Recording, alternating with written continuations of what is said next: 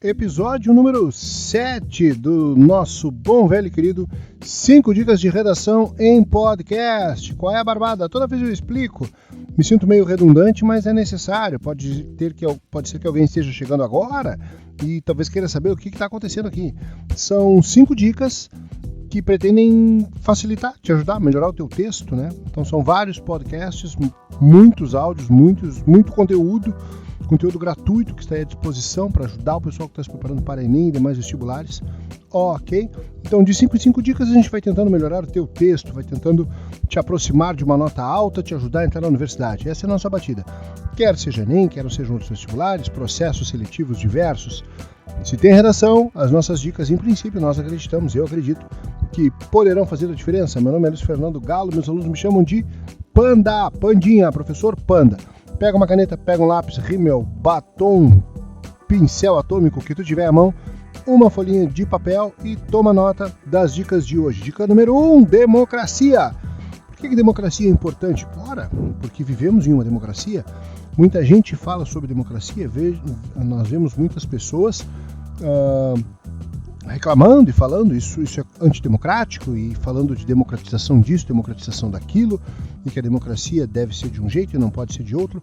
Afinal, o que é democracia? De onde vem? Onde surgiu? Como funciona? Etc, etc, etc. As bases teóricas daquilo que eu vou te falar agora estão em livros da professora Marilena Chauí, que fala sobre democracia. Ela tem um livro sobre democracia e tem alguns outros livros que são materiais didáticos para ensino médio, que são acessíveis a qualquer pessoa, né? Tipo Competir Filosofia. Ela também tem uma História da Filosofia Antiga, o volume 1 da sua História da Filosofia, e ela tem livros sobre democracia e textos sobre democracia. Então estou me baseando nos conhecimentos que foram produzidos e pesquisados pela professora Marilena Chauí. Ok? Vamos lá, democracia. Para começo de conversa, democracia não é o governo do povo.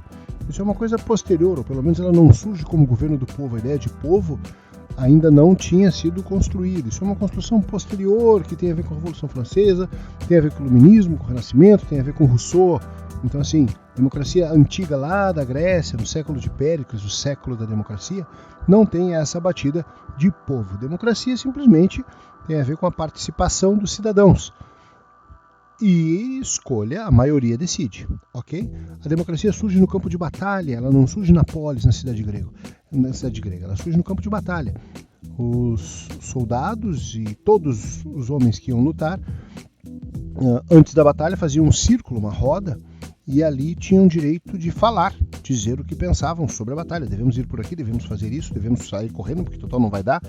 E todos tinham a mesma voz, e o fato de que todos tinham a mesma voz e de que todos podiam falar, isso aí era o princípio de 2 conceitos da democracia grega e ateniense. O princípio de isonomia, todos são iguais perante a lei, né?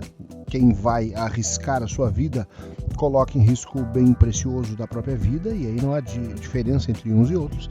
E a isegoria, que todos têm voz, todos têm a mesma voz, todos são iguais quando colocam a sua vida em risco pela polis, pela cidade-estado. Ok? Então ela surge no campo de batalha. Tá? Depois da batalha, os que sobreviviam também faziam um círculo e colocavam no centro desse círculo os espólios de guerra, escravos, mulheres, objetos, armas, bens, etc. E diziam, eu quero isso, eu quero aquilo. E as pessoas votavam para saber quem ia ficar com quem. Fulano foi um grande guerreiro, matou não sei quantos inimigos, foi muito valente. Fulano saiu correndo, isso aqui não merece muita coisa. Então o pessoal dizia o que tinha que dizer e votava. A democracia surge sim, ok? Tranquilo.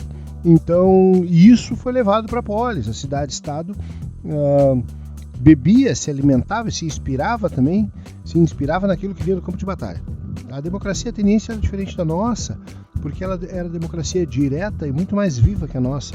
Eles votavam, em média, a cada 8 dias na ágora, né? Agora pro paroxítona, com acentino a ágora, que era a praça pública. Debatiam sobre as mais diversas coisas, sobre como deveria ser a vida na polis, sobre como deveriam ser os valores, sobre quem poderia fazer o quê, julgamento de pessoas, etc. E quando eles não tinham mais nada do que discutir, eles inventavam coisas para discutir. Um acusava o outro de alguma coisa e ele que se defendesse. Caso não conseguisse se defender, poderia ser condenado a uma pena, até mesmo a pena capital. Então a democracia grega tem esse viés. Dizer que Demo é povo e Kratos é governo, traduzindo tudo do grego para o português ou para o latim, passando pelo latim, não sei, sou ignorante, não sei, mas segundo a professora Marlena Chauí é um equívoco, porque demos não é povo. Esse demo, né, do democracia, ele é uma subdivisão das vilas conquistadas. Então, assim, um exército saía para conquistar, junto com algum dos seus generais ou líderes, conquistava um vilarejo e deixava ali um comandante ou um chefe ou algum representante da cidade-estado, da polis, com uma guarnição e seguia conquistando. Pegava uma vila menor, matava todo mundo, ou quem resistisse, pegava as mulheres, crianças, escravos, levava para essa vila. E essa população ia crescendo de forma que a guarnição, em algum momento, não conseguia mais dar conta daquele número de pessoas. Então essa cidade ela era dividida com muros para que essa mesma guarnição pudesse aplacar rebeliões em qualquer um dos setores dessa cidade que já estava se tornando grande, mas que era uma colônia, uma cidade menor vinculada a uma cidade-estado, né? Cada uma dessas divisões, que em tese a guarnição daria conta, recebe o nome de demo. Cada uma dessas guarnições elegia um representante que falava, que se reportava, que se dirigia ao representante grego. Então é uma divisão política, né, estrutural das colônias conquistadas, não tem a ver com o povo, ok? A ideia de cidadão na Grécia era também uma coisa diferente, eram apenas homens nascidos na própria cidade, no caso de Atenas, atenienses, filho de pai e mãe ateniense, não podia ser estrangeiro, não podia ser escravo, não podia, era para uma aristocracia, a cidadania não era para todo mundo, ok? Tranquilo. Então, democracia, isso, governo da maioria, definição de maioria, metade mais um. Sobre democracia, quando eu estou em aula, e uso sempre esse exemplo com os meus alunos do curso presencial, eu pego e coloco no quadro assim, 5 características inalienáveis da democracia. 5 coisas sem as quais não se tem uma democracia, ok? Então são elas, a divisão do Estado em poderes, que é uma coisa posterior lá do Montesquieu, né? Quem faz as leis não pode ser a mesma pessoa ou grupo de pessoas que julga se a lei foi cumprida ou descumprida e que executa a pena caso tenha sido descumprida e julgada. Então, o legislativo faz as leis, o judiciário julga e o executivo executa, tanto no sentido do poder coercitivo do Estado, que te obriga a cumprir as leis, quanto no sentido de quem executa as punições estabelecidas por lei e determinadas pelo judiciário, ok? Eu falei rápido, se precisar volta, escuta isso 2, 3, 4, 5 vezes, mas é tranquilo. O legislativo faz leis, o executivo executa, é fácil, e o judiciário julga, tá? Então a primeira característica inalienável da democracia é a divisão do Estado em poderes. Numa monarquia, o poder, o rei, o monarca, ele pode ser um imperador, ele pode ser qualquer coisa, se o cara manda sozinho, ele é um monarca, né? E se a legitimidade do seu governo está vinculada a uma pretensa vontade divina, aspectos religiosos, ele é um monarca, ok? Ele não depende de congresso, ele não depende dos nobres, ele não depende da igreja, não depende de ninguém, ele é um monarca. Óbvio que quem atesta o seu poder é a igreja, mas o poder é todo dele, tá bem? No caso de um monarca, de um rei, por exemplo, ele faz as leis, ele muda as leis a hora que ele quer, ele acaba com as leis se ele quiser, ele julga e ele manda matar, manda prender, manda exilar, manda fazer qualquer coisa. Então, assim, não há um grupo de pessoas que controle, que limite, que qualifique, que justifique a ação do monarca, do rei. Ele faz o que ele quiser, porque total ele é o representante de Deus naquele sistema, ok? Então, característica 1 das 5 características inalienáveis da democracia é a divisão do Estado em poderes. Segunda característica, independência e autonomia entre os poderes. Então, um poder não pode sistematicamente intervir, mandar no outro. Nós corremos riscos aqui no Brasil, mas não falemos de Brasil. Temos como exemplo o que ocorreu com Hugo Chávez na Venezuela. Em algum momento, o Hugo Chávez deu férias para o Congresso, e o Congresso aceitou isso de bom grado, bem tranquilo, e ele ficou governando e fazendo leis por decreto, com a anuência, com a concordância, com o consentimento do Congresso, que foi para casa recebendo salário, né? Então, um poder não pode meter a mão no outro. Então, alguém do Executivo não pode dizer para o Legislativo, faz a lei assim porque eu quero. Não pode.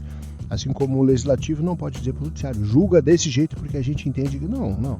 Um faz as leis, o outro vê se é de acordo com a Constituição, que é o papel do Judiciário, e se for de acordo com a Constituição, que é a Carta Magna que rege essa bagunça toda, né, a lei fica valendo e aí o Judiciário passa a ter que julgar a partir dessa lei. Tranquilo. Tá? Então, divisão do Estado em poderes, independência e autonomia entre os poderes, alternância no poder. A palavra alternância significa troca, mudança, variação. A corrente elétrica no Brasil ela é alternada, né? Quando se diz que a corrente está ali a 60 Hz, significa na verdade que ela está piscando, poderíamos dizer 60 vezes por segundo, porque a inversão do sentido da corrente, positivo e negativo, trocam de lugar 60 vezes por segundo, ok? Então isso sim, alternância troca. Um sistema democrático, uma pessoa, um grupo, um partido, seja lá quem for, não pode ficar vários mandatos no poder sob pena de não ser mais democracia.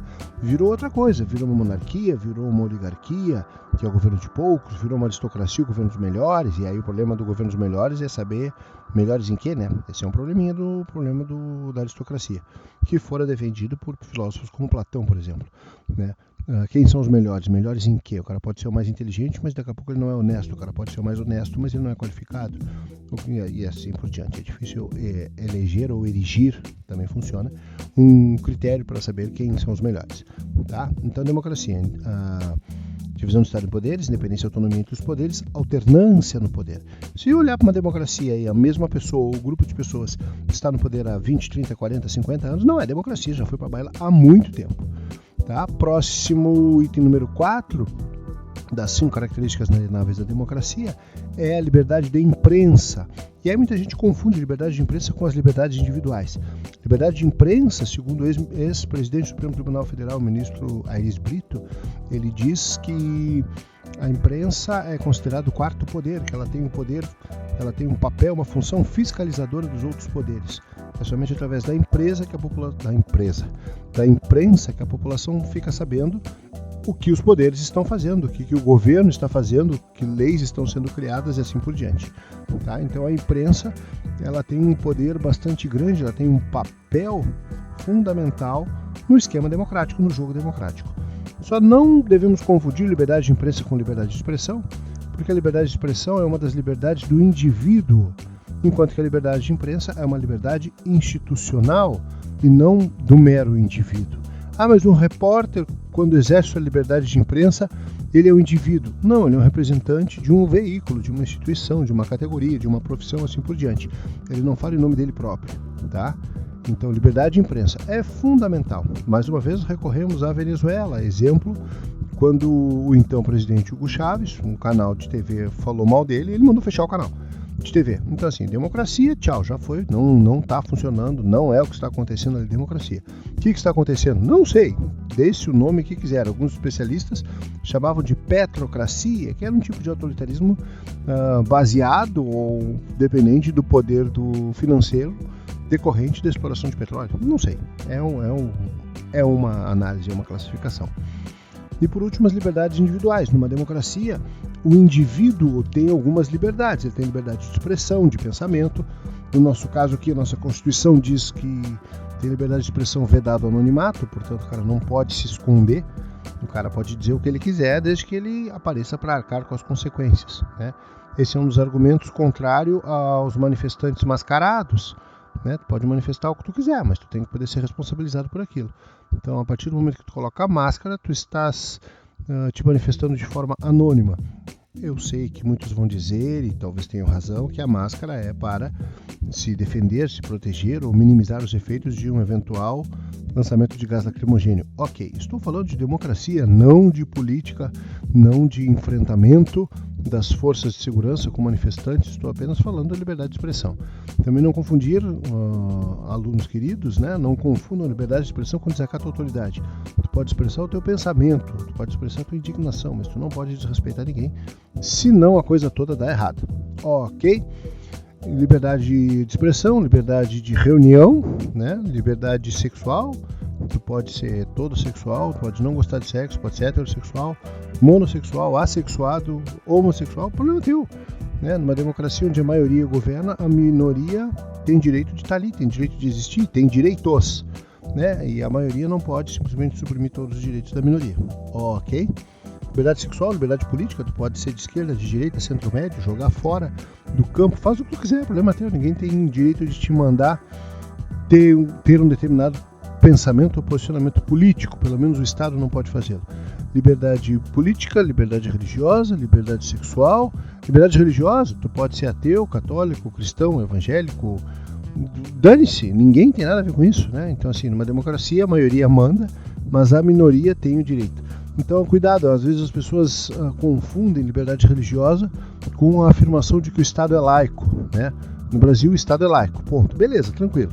Inclusive, não é um bom argumento para se usar na redação, porque dizer que o Estado é laico, de alguma forma, agride as pessoas que creem em alguma coisa, tá? Então, dizer assim, o Estado é laico, parece que é um tipo de agressão, de deboche, um escárnio porque aquele grupo, ou porque determinado grupo não está e talvez nunca chegue ao poder. Pelo menos não um poder vinculado, que vincule religião e a política. Então não é um bom argumento para a redação falar do Estado laico, ok? Caso caia qualquer temática dessa na redação, o importante é falar de respeito, respeito total, respeito mútuo. Não existe nenhum tipo de manifestação que justifique que um indivíduo tenha menos direitos do que outro, nem porque ele é gay, nem porque ele é hétero, nem porque ele é cristão, católico, espírita, ateu, não interessa. Ele não pode ter direitos a menos do que outro, ok? Então não confundir ali, né, liberdade de imprensa e liberdade de expressão, são coisas bem diferentes, ok? O que acontece? Na verdade, a dica 1, que era a dica de democracia, tinha 5 subitens e acabou se estendendo um horror. Então o que eu vou fazer? Este episódio 7 das nossas dicas de redação, os outros elementos que eu tinha preparado para colocar dentro deste episódio 7, que tinha a ver com o controle do tempo, em que momento fazer a redação, sobre protocolo de pensamento, questão de padrões e tudo mais, eu vou deixar, na verdade, eu vou transformar isso em episódio 8, ou 8º episódio, e segue a ordem, tem um monte já preparado aqui, eu já fiz o dever de casa, já dei uma estudadinha, ok? Não te esquece, o que importa nessa questão da redação é preparar antes, é escolher antes, é pensar antes, é perguntar para o teu professor antes, sem improviso, sem criatividade, sem bate-pronto. Vai com a redação pronta na tua cabeça, vai com um plano. A gente precisa sair para viajar sabendo onde quer chegar. Hoje eu dizia para os meus alunos em aula, imagina, pega minha esposa e digo, vamos viajar, vamos para onde? Em qualquer lugar, vamos indo. E vamos ver onde a gente vai parar. Isso não dá certo em termos de redação, é preciso ter um planejamento. Mas eu não sei o tema, o planejamento é independente do tema, né? Tu tens que saber que tipo de texto tu quer fazer, que tipo de escrita tu vai usar, quais os argumentos são pertinentes, que estratégias tu tens, o que tu conhece, o que pode ser utilizado para defender a tua tese acerca de uma determinada problemática que se te apresentem. Ok? Falei rápido, mas deu para entender, eu acho. Pelo menos eu entendi, na minha cabeça fez sentido. Curte, compartilha, divulga, marca um amigo, nos ajuda, vem junto com a gente. Nós vamos diariamente, eu vou diariamente postar dicas de redação, podcast com 5 dicas de redação. Espero que vocês curtam, espero que ajude vocês. De 5 em 5 dicas a gente vai melhorando o teu texto até conseguir uma nota bem legal, uma nota alta, tá? Forte abraço para todo mundo. Beijo, tchau, tchau.